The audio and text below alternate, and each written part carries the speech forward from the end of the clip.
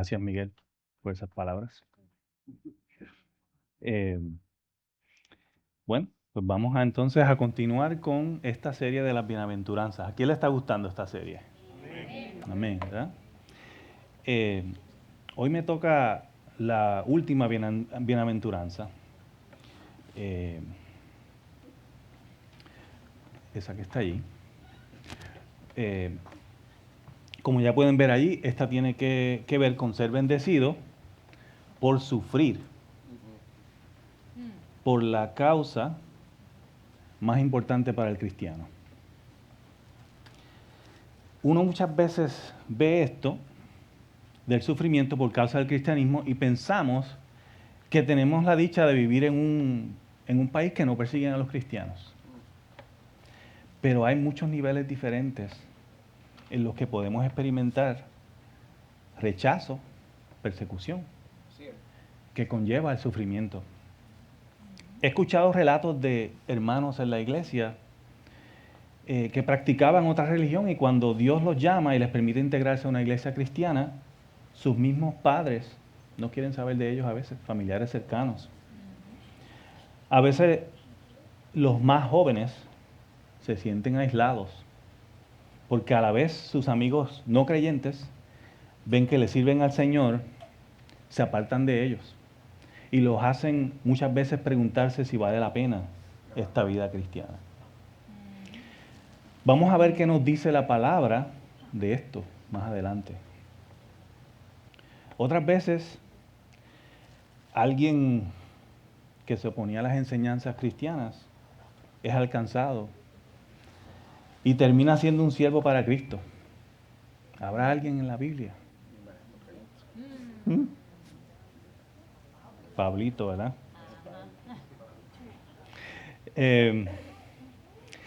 Les quiero compartir esta historia, una historia real, contemporánea, que ilustra lo que Jesús nos enseñó en Mateo 5, 11 al 12, de ser insultados, perseguidos, calumniados falsamente por causa de Él. Esta mujer que está aquí se llama Rosaria Champagne Butterfield y ella fue profesora de inglés y estudios de mujeres en la Universidad de Syracuse, Nueva York, desde 1992 hasta el año 2002. Ella se destacaba en los campos de la teoría queer, el feminismo radical y los estudios culturales. En 1999, mientras investigaba para escribir un artículo académico en contra del cristianismo conservador, comenzó a leer la Biblia y a reunirse con un pastor presbiteriano llamado Ken Smith y su esposa. El Espíritu Santo, a través de esas conversaciones y la lectura constante de las Escrituras, logró que Rosaria experimentara una conversión profunda al Evangelio de Jesucristo. Su decisión de seguir a Cristo tuvo consecuencias inmediatas. Fue marginada por la comunidad académica, dejó de recibir invitaciones a conferencias, perdió su credibilidad entre colegas y sus círculos sociales, tanto profesionales como personales. Básicamente la consideraron una traidora. Renunció a su puesto universitario en el 2002, fue acusada públicamente de traicionar su identidad intelectual y activista, y muchos en el mundo académico la tacharon de haberse rendido al patriarcado religioso. Aunque no fue despedida, ella renunció voluntariamente. Ella renunció al entender que ya no podía enseñar desde una cosmovisión contraria a su fe. Lo que antes le daba identidad, su carrera, su ideología, su comunidad, fue reemplazado por una nueva identidad en Cristo. Hoy, Rosaria es autora de varios libros como The Secret Thoughts of an Unlikely Convert, que pudiese ser traducido como Los pensamientos secretos de una mujer transformada inesperadamente por Cristo, donde relata cómo Jesús le cambió la vida por completo. También escribió The Gospel Comes with a House Key, que pudiese ser traducido El Evangelio se abre con una llave de hospitalidad, que trata de cómo la hospitalidad intencional es una parte esencial de vivir el Evangelio en comunidad. Ella misma dijo, no me convertí al cristianismo porque lo encontré moralmente útil o socialmente aceptable. Me convertí porque Jesús me venció, lo hizo con su amor y su verdad. Y nunca más volvió a ser la misma.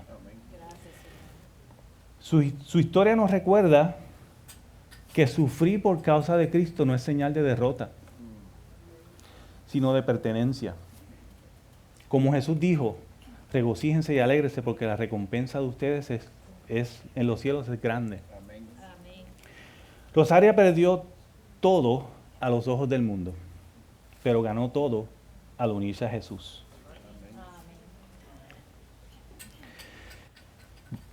Vamos a orar porque necesitamos que el Espíritu Santo nos dirija en esta mañana, Señor. Gracias. Gracias por esta oportunidad, Señor, de servir y gracias, Señor, por tu palabra. Gracias por cada uno de los que están aquí, Señor, de los que están escuchando por el internet también.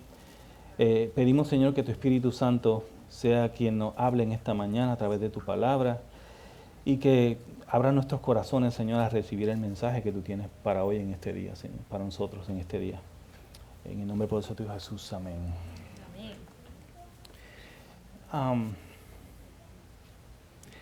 Desde el comienzo de esta serie me ha estado curioso esto de hashtag bendecidos. ¿Qué muchos ejemplos podemos pensar de lo que el mundo cree que es ser bendecidos? ¿Qué es ser bendecidos si buscamos ese hashtag? En esa foto pueden ver a alguien que con su casa nueva, su carro nuevo, una familia que toda unida, así, bendecidos, unos en sus vacaciones, bendecidos, ¿verdad? El mejor café, el coffee shop, bendecido, qué tremendo. Fui al concierto del artista que nadie había podido ir, bendecido que pude llegar aquí llegué, ¿verdad? Muchas cosas se pueden pensar de lo que el mundo a nuestro alrededor piensa y utiliza esa palabra bendecidos. La cultura que está alrededor de nosotros, eso es lo que piensa. Así es. Estas no son cosas malas, pero la expectativa al estudiar las bienaventuranzas a través de esta serie es que conozcamos a través del Espíritu Santo qué es lo que Jesús define como verdaderas bendiciones para nosotros. Por si se lo habían preguntado, esta palabra para algunos puede ser rara, bienaventuranza.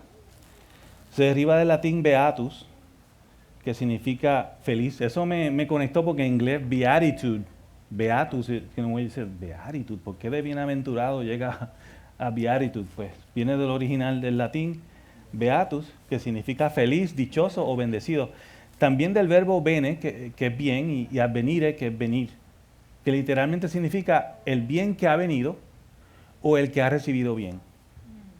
Pues si alguien tiene curiosidad, la palabra en griego que aparece en la Biblia es Macario. Sí, Jesús lo usa repetidamente en estos versículos del capítulo 5 para describir a aquellos que son parte del reino de los cielos.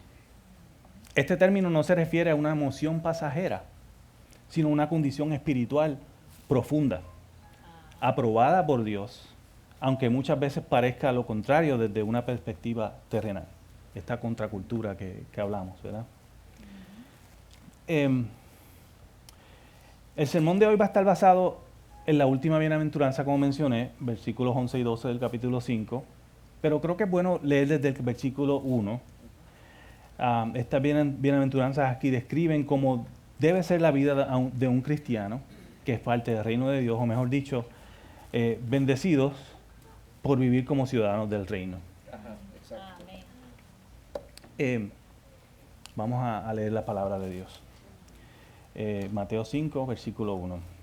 Cuando Jesús vio a las multitudes, subió al monte, y después de sentarse, sus discípulos se acercaron a él, y abriendo su boca, les enseñaba, diciendo, bienaventurados los pobres en espíritu, pues de ellos es el reino de los cielos.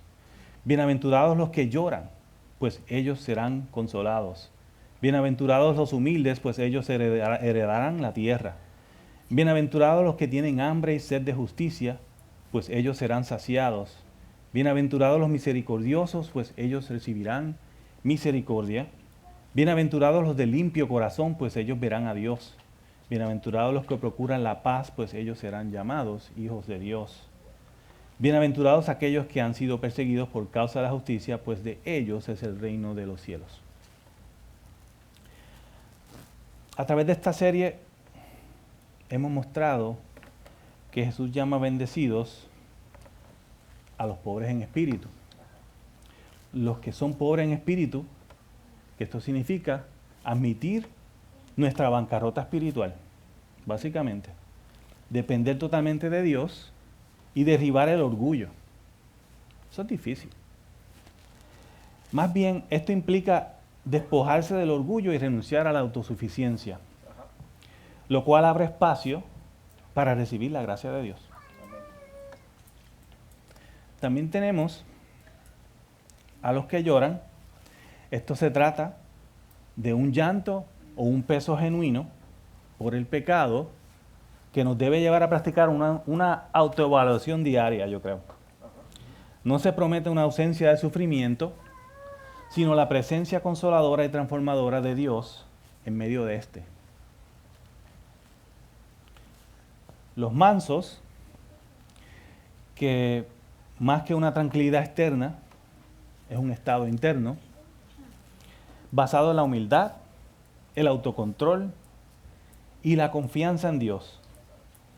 Jesús declara bendición sobre los mansos porque vivir así es heredar la tierra.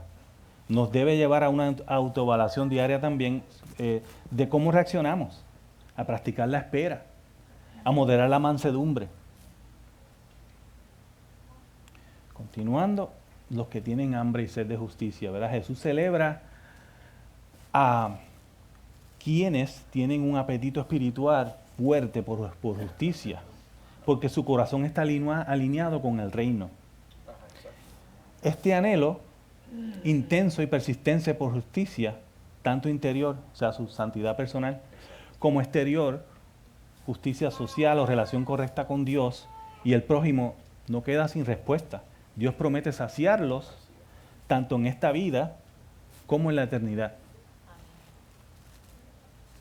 Seguimos con los misericordiosos, que esto se refiere a alguien que demuestra una compasión activa y práctica.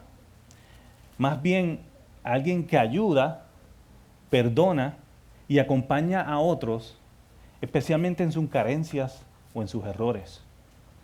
La misericordia va más allá de la simpatía. Es un compromiso activo de amor que refleja el corazón de Dios. Jesús bendice a los misericordiosos porque Dios también les mostrará misericordia. Así como ellos tratan con compasión a los demás, experimentarán el perdón, la paciencia y el amor de Dios en sus propias vidas. Los de puros de corazón, tener un corazón puro implica sincera intención y motivación delante de Dios, sin hipocresía ni búsqueda de reconocimiento personal. Es un corazón alineado con Dios, donde la integridad interior no está oculta por aparentes buenas acciones. Esta actitud produce un fruto precioso, ver a Dios. Verlo con los ojos de la fe, en su palabra, en la creación, en su obra en nosotros. Ver los momentos de adoración, en la guía diaria del Espíritu, y también un día, cara a cara en la eternidad.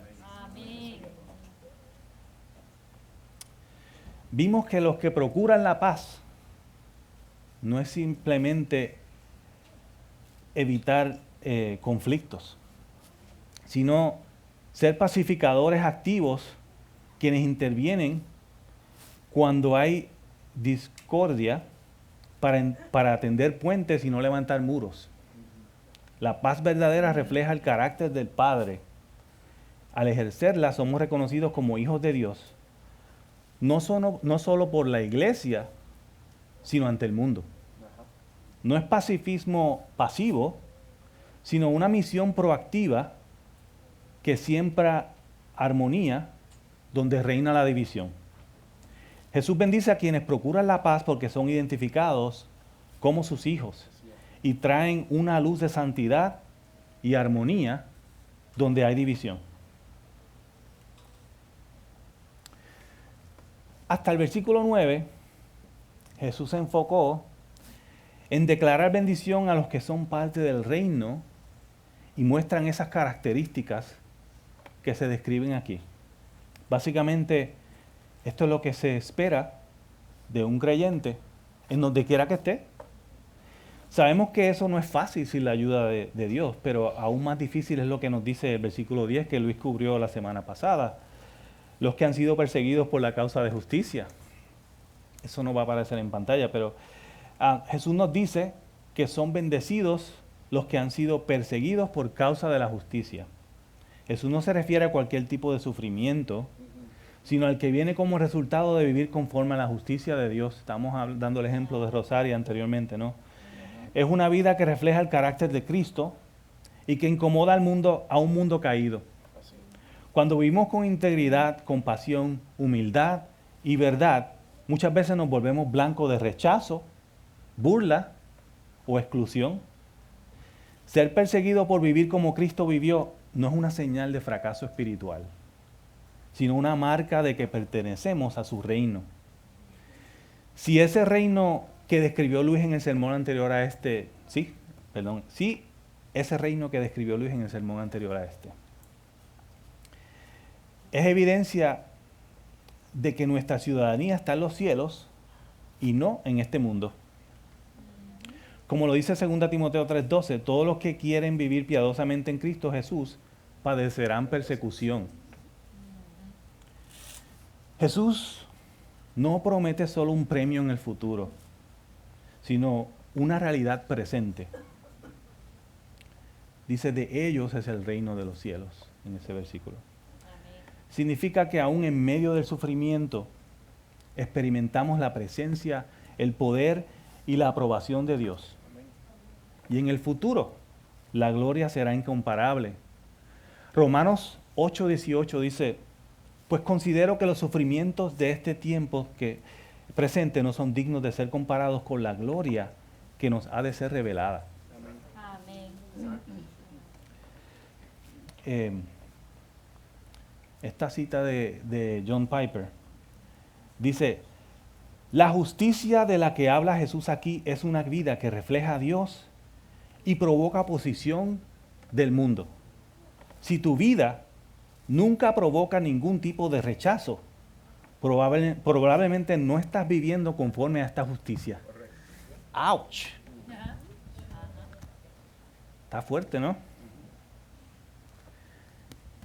Es muy fácil concluir que esto de rechazo es obvio. En otros países, como mencioné, en donde los cristianos son perseguidos, encarcelados por la persecución o rechazo de nuestra sociedad, pero la persecución o rechazo de nuestra sociedad no es necesariamente ese nivel. En nuestra sociedad local, algunos experimentamos cosas como mencioné de los familiares cercanos que no quieren tener más contigo. A veces situaciones en el trabajo, que por nuestras creencias, pues, terminamos en un grupo diferente en el trabajo porque, o hasta algunos pierden sus trabajos. Pero quiero aclarar un detalle. No es lo mismo ser rechazado por tus métodos de evangelización, los cuales puede que no concuerden con la forma que un ciudadano del reino de Dios, de Cristo, debe actuar. Por ejemplo, ¿te expresas como alguien superior a los demás porque tú sí estás en lo correcto? ¿Causas contienda en vez de ser un pacificador porque tú sabes lo que es y tú quieres decirle al otro lo que es? Eso no es el rechazo que estamos hablando aquí. ¿Ok? Vamos ahora a pasar a la última bienaventuranza que se encuentra en Mateo 5:11 al 12. Dice, bienaventurados serán cuando los insulten y persigan y digan todo género de mal contra ustedes falsamente por causa de mí. Regocíjense y alégrense, porque la recompensa de ustedes en los cielos es grande, porque así persiguieron a los profetas que fueron antes que ustedes.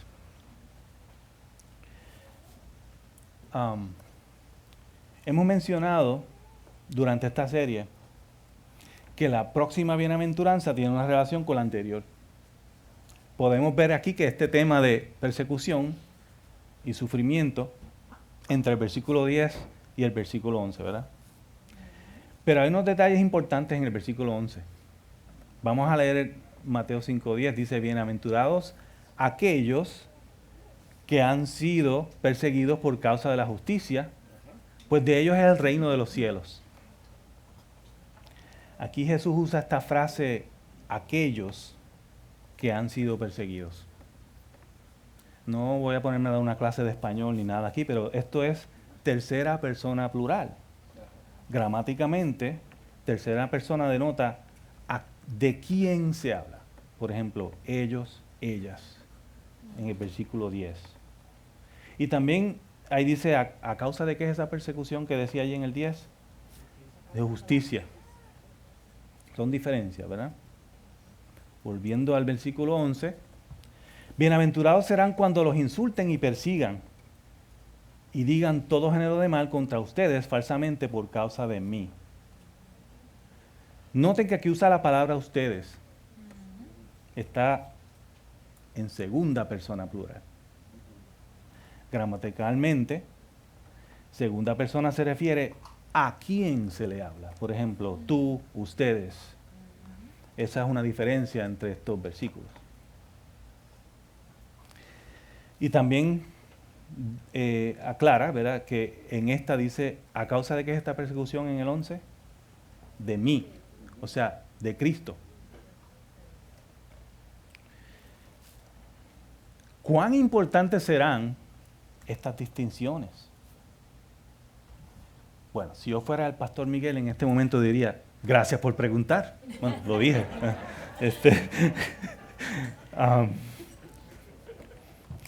El uso de la tercera persona en el versículo 10 hace una declaración general sobre todos los que sufren por vivir conforme a la justicia de Dios. Podemos mencionar varios ejemplos. Hay muchos ejemplos, pero escogí varios aquí, quienes sufrieron por vivir conforme a la voluntad de Dios. Abel, Génesis 4. Abel ofreció un sacrificio justo y fue asesinado nada más y nada menos por su hermano. O sea, fue perseguido por causa de la justicia.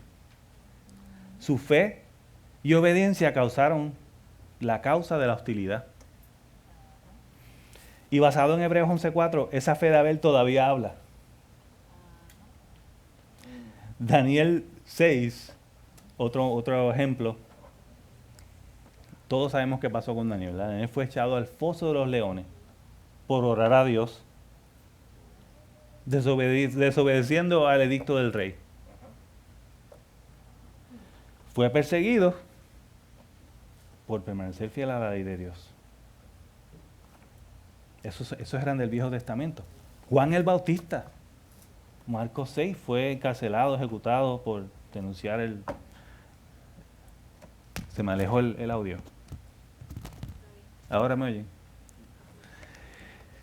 Aquí Juan el Bautista, aunque vivió justo antes del ministerio público de Jesús, su sufrimiento fue por causa de la verdad y la justicia. Volviendo al 11, entonces el uso de segunda persona en el versículo 11, en vez de ser general, lo hace más personal. Cuando usted le dice a alguien tú, usted, ¿verdad? Es algo más cercano, o sea, más directo a sus discípulos, quienes se habían juntado alrededor de él, según el versículo 1 de Mateo 5 que leímos. Como señala R.C. Sproul y otros teólogos reformados como D.A. Carson y John MacArthur, Jesús aún no había nombrado a los 12 apóstoles al momento de predicar el sermón del monte. El grupo que los escuchaba incluía discípulos fieles y multitudes. Pero la elección formal vino luego. Eso está en Lucas, ¿verdad? 6.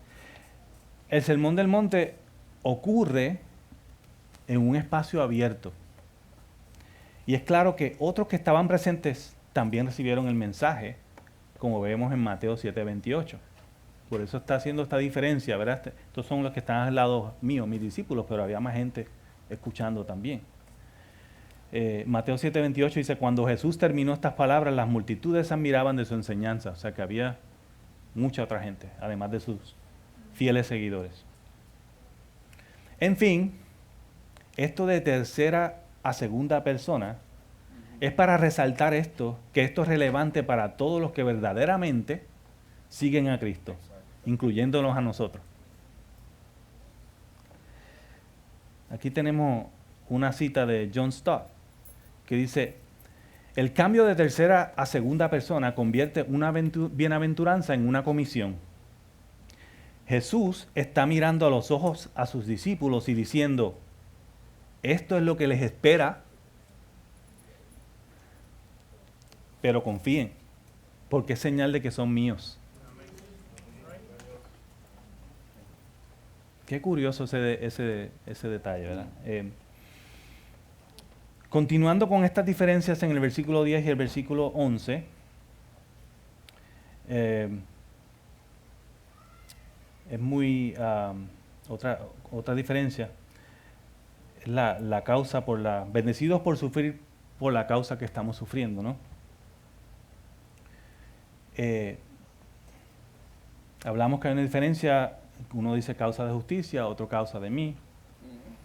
Entonces la importancia de esta diferencia en causas es que en el versículo 10 es una persecución o sufrir que surge por vivir rectamente al practicar una justicia que refleja el reino de Dios. Versículo 11 confirma que la bendición y recompensa se construyen y aseguran en la persona de Cristo y no en méritos propios. Esto es una intensificación del vínculo con Cristo. No solo imitamos su justicia, sino que participamos de su historia redentora. Amén. Veamos lo que Jesús dice en Juan 15:20. Acuérdense de la palabra que yo les dije. Un siervo no es mayor que su señor. Si me persiguieron a mí, también los perseguirán a ustedes. Si guardaron mi palabra, también guardarán la de ustedes.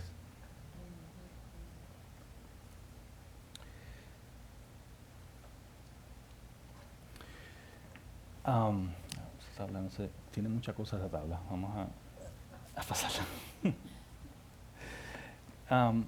Podemos ver más claro este aspecto de nuestra unión con Cristo en Romanos 8:17, que dice, y si somos hijos, somos también herederos, herederos de Dios y coherederos con Cristo, si en verdad padecemos con Él, a fin de que también seamos glorificados con Él. Al usar a ustedes y dirigir la bendición en nombre de Él, Jesús afirma su autoridad real y pastoral, no solo como un maestro, sino como rey y guía personal.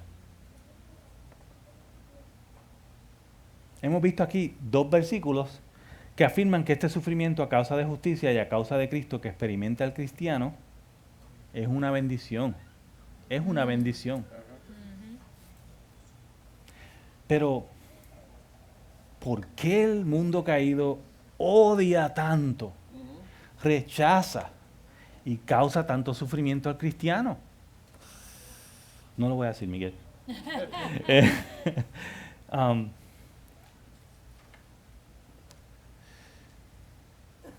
Yo recuerdo cuando era un poquito más joven, escuela elemental, siempre había, en nuestro país le decimos un chota, un soplón. Siempre había un soplón, ¿verdad? Un chota. Para identificar al que delata a los demás. No sé cómo, si hay otros países cómo le dirán, pero sapo. Siempre había uno. Si había alguien que estaba haciendo algo mal en la escuela, la mayor parte de las veces era por el sapo, por el soplón, por el chota, que se enteraba el maestro. Esto era interesante, Porque el que estaba haciendo algo malo siempre buscaba identificar al chota o al sapo. Siempre estaba buscando quién va a ser. Y cuando lo encontraban le daban una pela, una paliza, muchas veces. O lo hacían pasar una vergüenza públicamente. Mientras los que no hacían cosas malas veían a este individuo, o mujer o hombre, podía ser, como un héroe. Porque evitaba que toda la clase sufriera alguna consecuencia si nadie exponía al que estaba haciendo lo malo. ¿Alguien sabe de lo que estoy hablando? Sí. No, quizás eso era en Puerto Rico nada más, no sé. Bueno, espero que ninguno aquí era de los que daba la paliza. Eso es lo que pido. En este ejemplo había una acción de parte del chota o del sapo o del soplón, ¿verdad? Para exponer al que estaba haciendo algo malo. Tenía que hablar y acusar al que estaba haciendo lo malo. En el caso de la vida del cristiano, según lo que hemos estado aprendiendo, con la bienaventuranza, muchas veces no hay que decir nada, porque el testimonio habla por sí solo.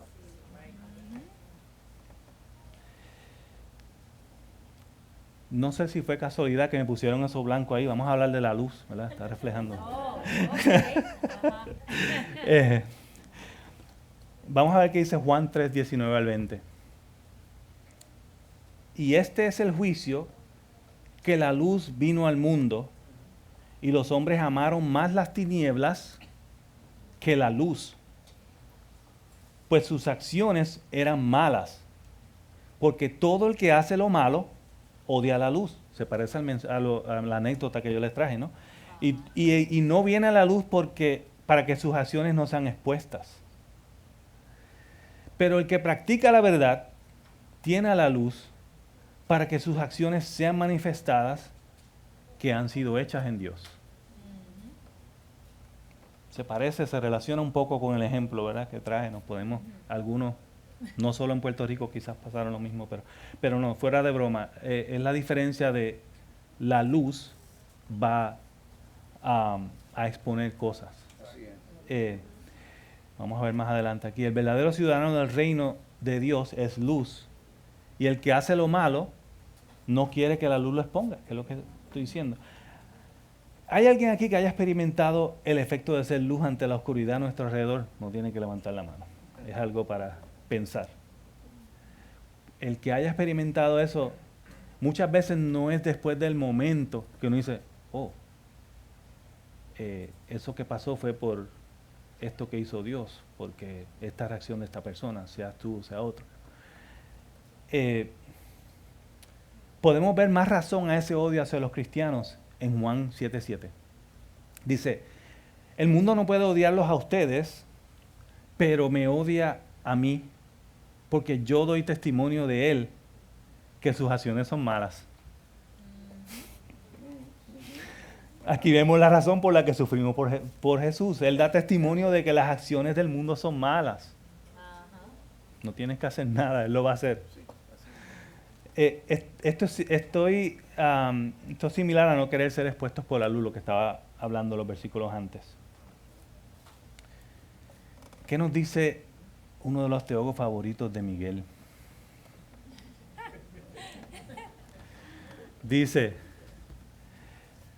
ser perseguido por causa de Cristo significa que estás tan unido a Él que el mundo te trata como lo trató a Él. Y eso es señal segura de pertenencia al reino. Eso es como que absorberlo unos segundos y pensar en eso. Porque yo creo que yo nunca voy a sufrir como sufrió Jesús.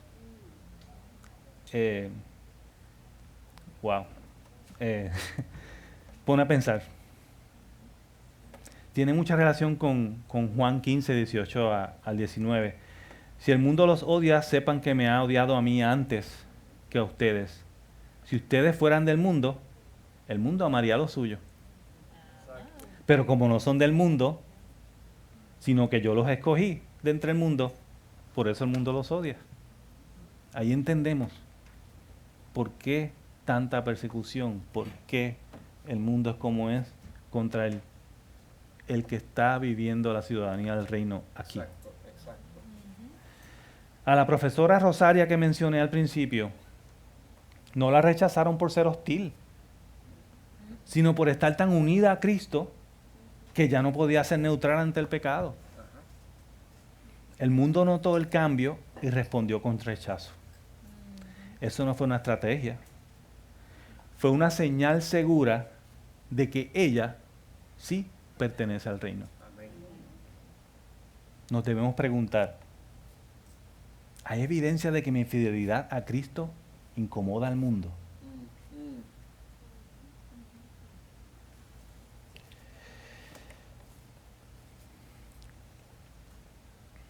Otra diferencia que se destaca entre el versículo 10 y ahora el versículo 12, que es significativa, es que dice en el 10, el reino es suyo, versus el 12 que dice su recompensa es grande en los cielos. Esto nos da esperanza y seguridad implícita de lo que Jesús ganó para nosotros. Y por eso somos bendecidos con una recompensa grande en los cielos. La persecución no solo será por ser justo, sino porque estás con Cristo. Pero Él ha preparado un lugar. Jesús no se limita a decir que habrá recompensa. Dice que es grande. Grande. No está hablando de algo simbólico, figurado.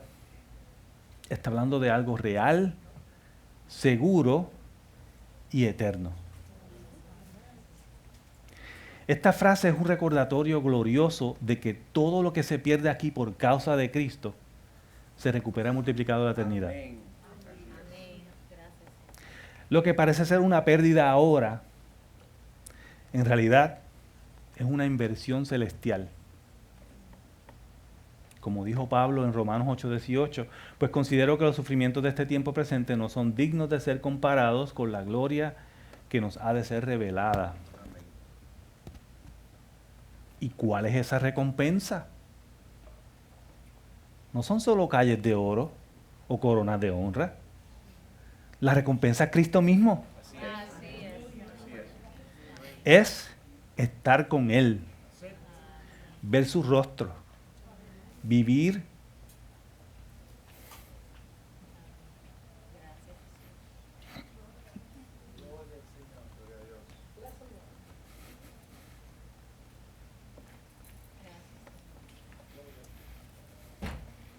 vivir sin más llanto,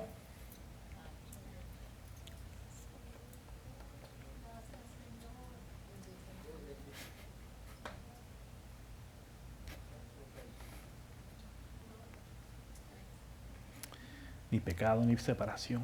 Gracias, Señor. Jesús mismo dijo en Juan 14:3, y si me voy y les preparo un lugar, vendré otra vez y los tomaré a donde yo voy, para que donde yo esté, allí estén ustedes también. Ahí vemos que dice en los versículos que estamos estudiando, porque así persiguieron a los profetas que fueron antes que ustedes. O sea que Jesús cierra recordando que los profetas también sufrieron por su identificación con Dios, conectando directamente al creyente con la línea de fe que incluye a todos los que han sido fieles a Dios y a su enviado. ¿Qué honor más grande? Ser contado entre ellos. Amén. Gente como Isaías, Jeremías, Daniel, wow. Hombres y mujeres que fueron rechazados por el mundo, pero aprobados por Dios. Si eres despreciado por causa de Cristo, no estás solo ni fuera de lugar. Estás en buena compañía. Estás en la línea de los fieles. Estás en el camino angosto del reino. Hermano, hermana, mira tu sufrimiento con ojos eternos, el sufrimiento que explicamos por Cristo. Ajá, exacto. El mundo puede burlarse hoy, pero Cristo te recompensará por la eternidad. El equipo de adoración puede venir tomando sus lugares. Tal vez eres nuevo en la fe y cuando oyes que serás perseguido por seguir a Cristo, te sientes asustado, te sientes inseguro. Pero escúchame bien, si estás con Cristo, estás nada más y nada menos con el Rey del universo. Amén. Piensa en esa palabra, el universo. Ese es el que está contigo. Él prometió, bienaventurados, porque la recompensa de ustedes en los cielos es grande. No estás perdiendo nada, estás ganando todo. Este sufrimiento momentáneo no se compara con la gloria venidera. Sí, el camino del reino es angosto, sí, te costará. Pero este costo es el precio de la perla de gran valor, Mateo 13. Jesús vale más que la aprobación del mundo, vale más que la comodidad, vale más que tu reputación, y Él camina contigo. Ahora quizás llevan años sirviéndole al Señor, siendo fiel. Has sentido el rechazo. Has tenido que callar cuando otros hablaban. Has sido objeto de burla o incluso incomprendido por otros cristianos. Ajá. Pero Jesús te ve y dice aquí, donde estamos leyendo, regocíjense y alégrense. No porque el dolor sea dulce, sino porque la recompensa es grande y es segura. Estás en buena compañía. Así trataron a los profetas, así trataron al Hijo de Dios. Si estás siendo rechazado por causa de Cristo, es señal de que estás en el camino correcto. No te canses, no retrocedas. Cristo no retrocedió por ti y muy pronto lo verás cara a cara. Y oirás las palabras que tu alma anhela. Bien, siervo bueno y fiel, en lo poco fuiste fiel, sobre mucho te pondré. Entra en el gozo de tu Señor. Mateo 25, 23. Hermanos y hermanas, vale la pena perderlo todo si lo ganamos a Él. Amén. Excelente. El mundo puede despreciarte. El sistema puede excluirte.